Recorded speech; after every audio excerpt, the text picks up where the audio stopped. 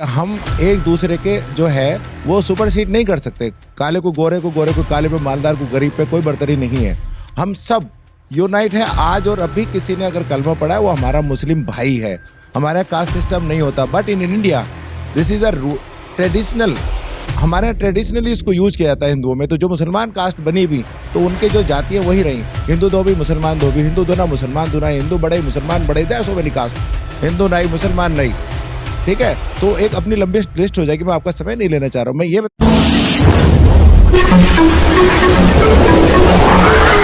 मैं एम नफीस रशीद, आप देख रहे हैं भारत न्यूज़ 247।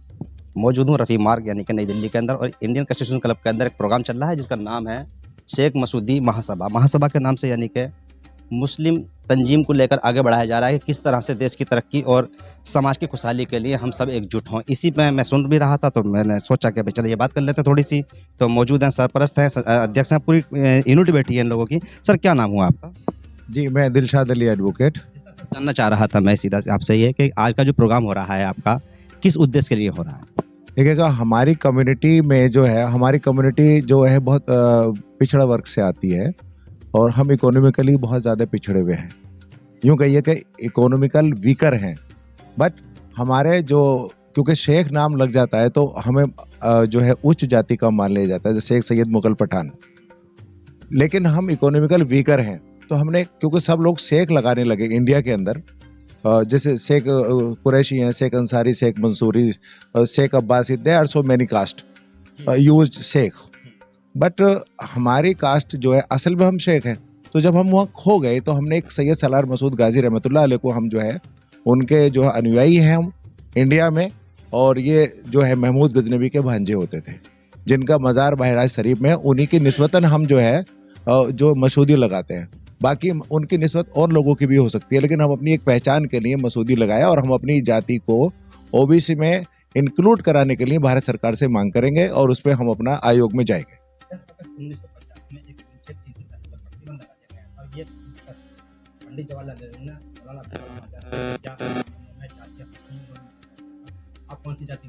यस, मैं बोलता हूँ। देखिए, 1950 में पीटी नेहरू ने एक ऑर्डिनेंस पास किया और उसमें सारी माइनॉरिटीज का जो है, बहुत अच्छा सवाल आपने किया, सारी माइनॉरिटीज का आरक्षण खत्म कर दिया। और उसके बाद कांग्रेस ने क्या करा? मैं आ रहा हूँ, आप जी जी, मैं आप ही के सवाल पे आ रहा हूँ। हमारे यहाँ जाति नहीं होती। शेख सैयद मुगल पठान, हमारे यहाँ क्या होता है, आपके कबीले होते हैं। ठीक है ना, हमारा एक कबीला है। नहीं, जाति मैं बोल रहा हूँ आपको, हमारे यहाँ कबीले होते हैं मुसलमानों में। हमारे को काले को गोरे पे, गोरे को काले पे कोई बर्तरी नहीं होती। और उस पे बर्तरी ना होने की वजह से हमारे हुजूर प्यारे नबी सल्लल्लाहु ताला अलैहि वसल्लम ने कहा कि हम एक दूसरे के जो है वो सुपरसीड नहीं कर सकते। काले को गोरे को काले पे, मालदार को गरीब पे कोई बर्तरी नहीं है। हम सब यूनाइट है आज और अभी। किसी ने अगर कलमा पढ़ा है वो हमारा मुस्लिम भाई है। हमारे यहाँ कास्ट सिस्टम नहीं होता, but in India this is a traditional. हमारे यहाँ ट्रेडिशनली इसको यूज किया जाता है हिंदुओं में। तो जो मुसलमान कास्ट बनी भी तो उनके जो जाति है वही रही। हिंदू दो भी मुसलमान दो भी, हिंदू दो ना मुसलमान दो ना, हिंदू बड़े मुसलमान बड़े, that's so many caste, Hindu नहीं मुसलमान नहीं। ठीक है, तो एक अपनी लंबी लिस्ट हो जाएगी। मैं आपका समय नहीं लेना चाह रहा हूँ। मैं ये बताना चाह रहा हूँ, मैं आपको बता रहा हूँ, मैं आपको बता रहा हूँ। तो ये चीज है, तब हम उसमें कहीं खो के रह गए। शेख, हम शेख अपने आप में एक आला दर्जे का, और एक जो खलीफा लकब है उसके यहाँ से, जैसे अरबियन शेख के लोग कहते हैं, सब लोग जोड़ते हैं इंडिया वालों को। अभी आप कह रहे हैं कि मुसलमानों में कोई बर्तरी नहीं रहता है।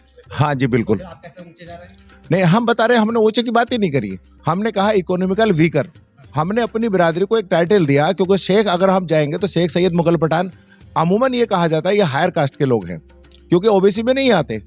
और ओबीसी में लाने के लिए हम मसूदी टाइटल लगा करके भारत सरकार से डिमांड करने जा रहे हैं और आयोग में भी हम इसकी जो है दावा पेश करेंगे। यानी कि मुसलमानों में भेदभाव रहेगा? देखिए, मुसलमानों में भेदभाव नहीं है। हम देखिएगा, आपने फिर वही बात कही, मुझे वही कहना पड़ेगा। पीटी नेहरू ने एक ऑर्डिनेंस पास किया, मुसलमानों का आरक्षण खत्म कर दिया। 4% आरक्षण था, अंबेडकर जी ने 4% आरक्षण दिया था मुसलमानों को। और उसके बाद ईसाई उसमें बहाल कर दिए गए। जैनी 4.9, मुझे पूरी जानकारी है, 4% 9, यानी कि आरक्षण मिल रहा है, बंद नहीं हुआ है। वो जो अनुच्छेद 343 है उसकी बात खत्म हो रही है। सर, बात ये आ रही है कि मुसलमानों में ऊंच नीच है या नहीं है? देखिएगा हमारे यहाँ कोई ऊंच नीच नहीं होती। आज और अभी किसी ने कलमा पढ़ा है, वो भले ही किसी भी कास्ट का है, कितनी लोअर कास्ट से आया हिंदू से, वो अगर वो कलमा पढ़ता है तो हमारा मुस्लिम भाई है, ही इज इक्वल।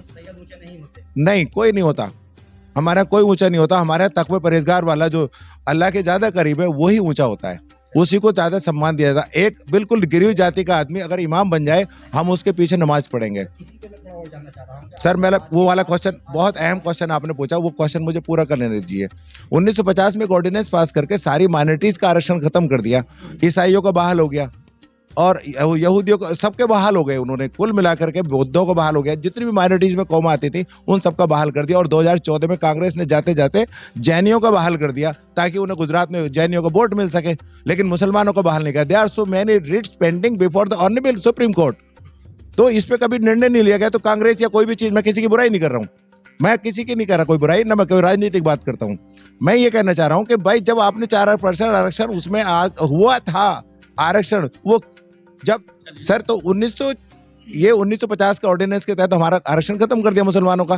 कोई आवाज नहीं उठाता, कोई नेता नहीं उठाता, कोई पार्टी नहीं उठाती।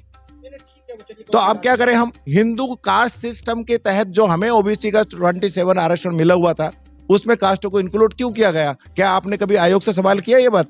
क्या कभी भारत सरकार से सवाल किया आपने? जिस तरह से शिक्षा की बात हो रही है और राजनीति की बात हो रही है, उस स्तरीय दहेज को बंद करने की मांग हो रही है, तो कहीं ना कहीं तो ये सरकार से। देखिए हम दहेज की बात नहीं कर रहे, हम सारी समाज की बुराइयों की बात कर रहे हैं, इक्वलिटी की बात करते हैं हम।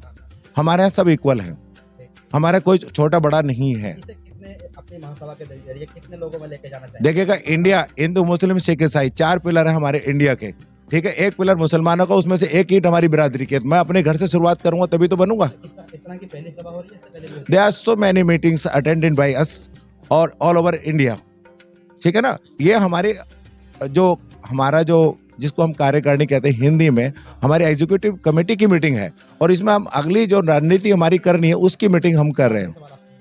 गाँव देहात में अक्सर बड़ी बुराइयां होती हैं, जात पात को लेकर, समाज को लेकर, या कुरीतियों को लेकर, तो वहाँ के लिए क्या है? देखिएगा हमने आपसे बताया कि समाज की जितनी बुराइयां हैं, हमारा ट्रस्ट है, ये ट्रस्ट टाइप महासभा है, पूरी बिरादरी में नहीं बल्कि मुसलमानों में भी। हम केवल अपनी बात नहीं कर रहे, जितनी हिंदू में भी मुसलमान में भी। अब जैसे अब आपकी बात आती थी कि 3 तलाक की बात आएगी, फिर आपका एक क्वेश्चन अलग नया पैदा हो जाएगा। और 3 तलाक मुसलमानों में तो तलाक थी, हिंदुओं में तो थी नहीं। 1955 में एक एक्ट बना और उसके बाद हिंदू मैरिज एक्ट बना और उसमें तलाक का प्रोविजन दे दिया गया और हमारी तलाक को खत्म कर दिया गया। What is this? तो जैसे कि मैं बताने जा रहा था कि आपको और बता ही रहा हूँ लगातार कि बहुत सी कमियां हैं मुस्लिम तंजीमों की भी, जिनके अंदर मुस्लिम रहनुमा आवाज़ तो उठाना चाहते हैं, पर जब सरकार के द्वारा मजबूरियां निकल के सामने आती हैं तो कहीं ना कहीं नुकसान होता नजर आता है। और ख़ास करके जो सभाएं होती हैं वो शहरों में तो हो जाती हैं पर गाँव तक नहीं पहुँच पाती हैं। इसलिए मैंने सवाल भी किया था और ये मैं जानने की भी कोशिश कर रहा था कि किस तरह से मुसलमानों में भेदभाव है और गाँवों तक कब पहुँचेंगी वो तंजीमें जो दावे करती हैं बड़े बड़े कि हम समाज के सुधार के लिए काम कर रहे हैं। पर सवाल यही बना रहेगा कि अनुच्छेद 341 हो या भेदभाव की बातें हों। मुस्लिम समाज को अभी ज़रूरत है सबसे पहले शिक्षा की और साथ ही साथ राजनीति में किस तरह से बड़ी भागीदारी मिले। तब तक ये नहीं हो पाएगा, तब तक शायद मैं समझता हूँ कि पसमानदा नहीं और भी ज़्यादा नीचा पसमानदा हो जाएगा। मैं एम नफीस रशीद, आप देख रहे थे भारत न्यूज़ 247।